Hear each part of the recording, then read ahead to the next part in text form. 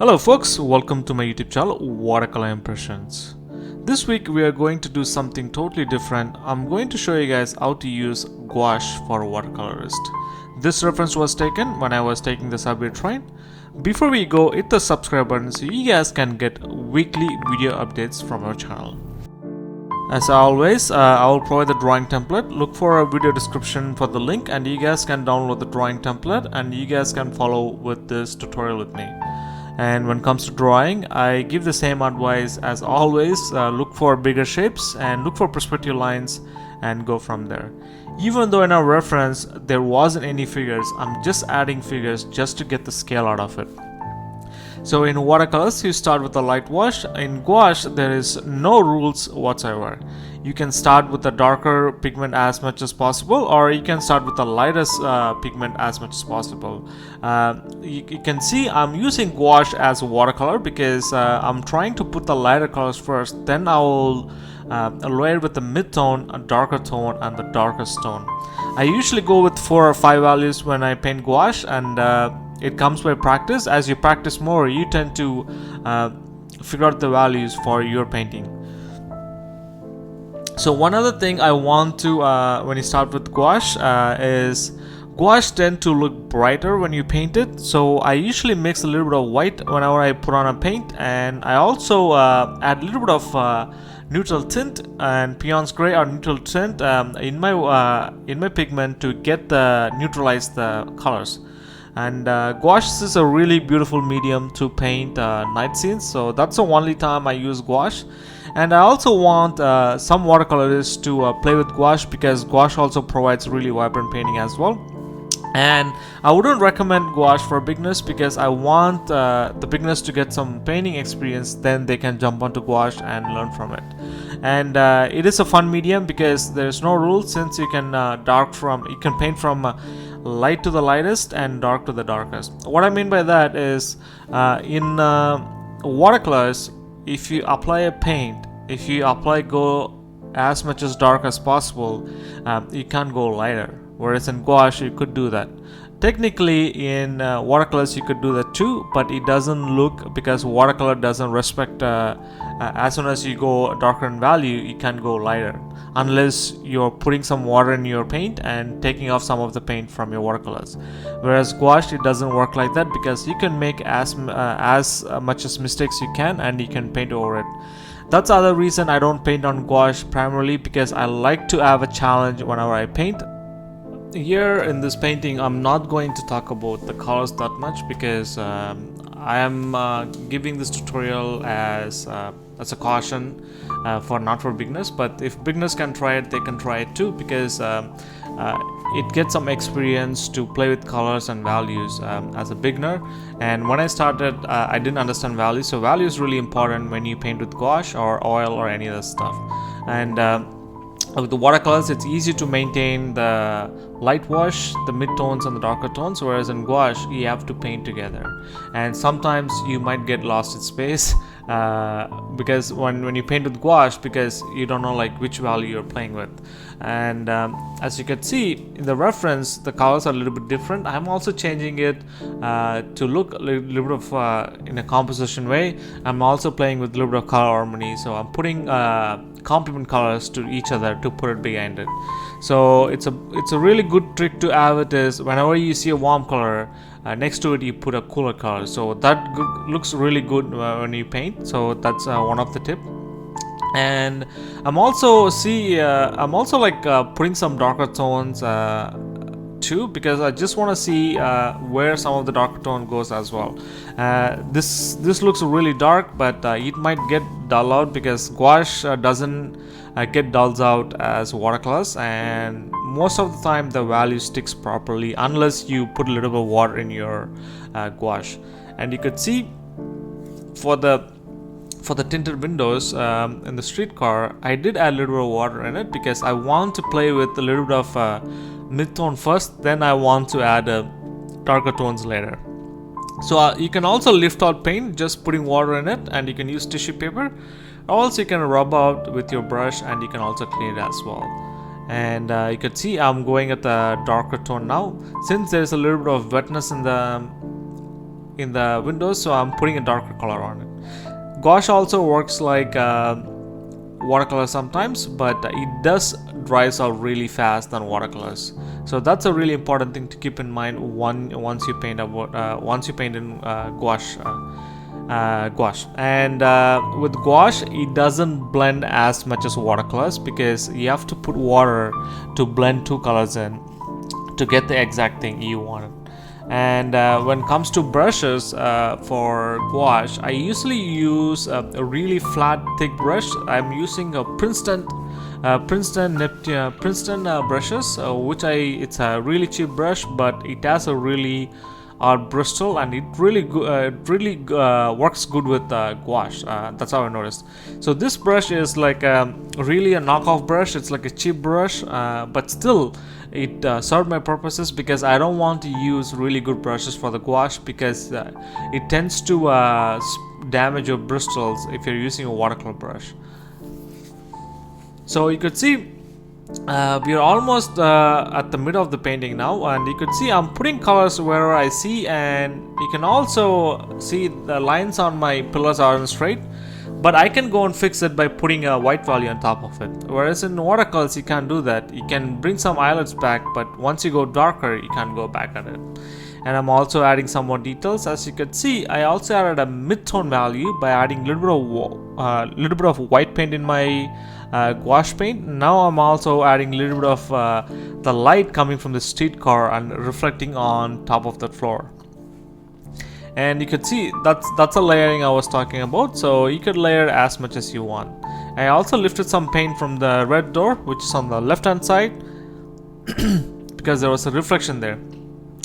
So now I'm going to the mid-tone for the streetcar. It is a little bit darker and a little bit in the mid-tone, so I'm using red paint, and I'm using red paint with a little bit of neutral tint in it, and you can also use orange and red paint as well. And at the back I want to get as dark as possible. For darks I usually mix burnt amber, neutral tint, or also you could mix burnt amber, French Ultramarine blue, and a little bit of Alizarin Crimson works too. Being said that, and I also working on the tracks, I want the shadows to be a little bit blurry, so I did a glaze over with a lot of water in the brush, and I painted a darker pigment where the streetcar anchors. Even though there wasn't a figure on the right hand side on the other side of the track, I did add a little bit of a figure there. So this is the flat brush I was talking about. This gives a really good edges for my gouache paintings. And when you use gouache, make sure to use really nice brush strokes. And that's a beautiful thing about gouache painting. It gives a beautiful chalky look and this old grungy look. I really like painting in gouache, and that's why I use using the flat brush. It also gives a little bit of a stylized brush stroke. It looks really good once you paint it. And even when I paint with gouache, I always paint in impressionist style because I know that's the style I really like doing it. And you can see I added a little bit of details for the figure. Even though the colors look a little bit vibrant on our figure in our reference, I changed it a little bit. In the reference, there was no reflections on the ground, reflections on the floor, but I'm going to go ahead and add some reflection, and that will look really good once I paint it. Even though the floor, you could see I'm painting a little bit of yellow ochre and a little bit of white paint in it, and I'm also using a little bit of yellow ochre in it as well, a amber in it as well. And you can see I also add a little bit of darker pigment where the wall meets the floor, and that's really important because that anchors the wall on the floor. And I'm also adding a little bit of mid-tone pigment on the floor. So now I jumped onto the other side of the platform, and the yellow looks it's really good for the light value, but now I'm adding a mid-tone value, and that's all we needed. And usually in Toronto, the streetcars or in the subway, they used to have this rectangle lights which goes all the way in the platform. So I left white bits for it so I don't have to paint it. So here's the white gouache paint I'm talking about. There is a white trails in there, so you can see how easily I can bring back some white trailings just by using white gouache on it. So I'm adding some highlights here and there. I'm also checking a little bit of highlights wherever it goes. I'm just adding it as well.